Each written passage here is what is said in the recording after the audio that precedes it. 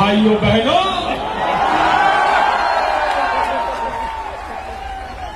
मेरे देश के युवा, भारत का भविष्य, मेरे भारत मां के लाल, इस प्रकार से जंतर मंतर पर प्रोटेस्ट करते देखता हूं तो मुझे पीड़ा होती है। भाइयों बहनों, इस प्रकार से आप लोगों पर आंसू गैस का गोला छोड़ा गया, मुझे पूरा भरोसा है कि आंसू आपकी आंख से ही नहीं बल्कि आपकी वीडियो देखकर के पूरे हिंदुस्तान की आंखों से आ रहे थे। भाइयों बहनों, मैं अगर सत्ता में होता, मैं सत्ता में रहा हूं, मुझे पता है कैसे क्या होता है।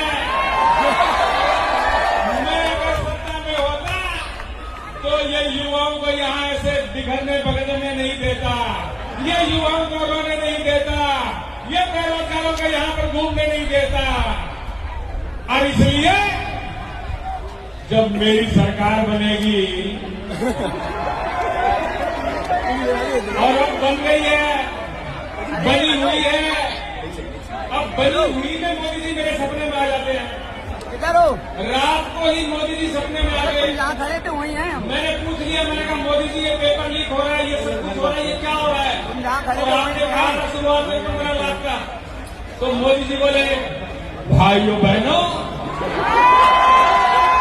मैंने कहा था जब मैं पीएम बनूंगा तो सबके खाते में 15-15 लाख रुपए आएंगे। और अब मुझे जरा बताइए, अगर एक आध पेपर लीक होने से अगर किसी के खाते में 15-15 लाख रुपए आते हैं तो इसमें घाटा है क्या? एक आध का तो फायदा है लेकिन घाटा हमारा सबका है।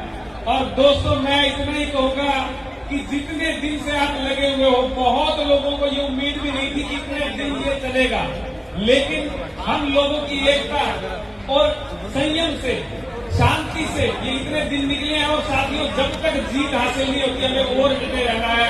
भारत माता की जय, भारत माता की जय। तो दोस्तों, इसी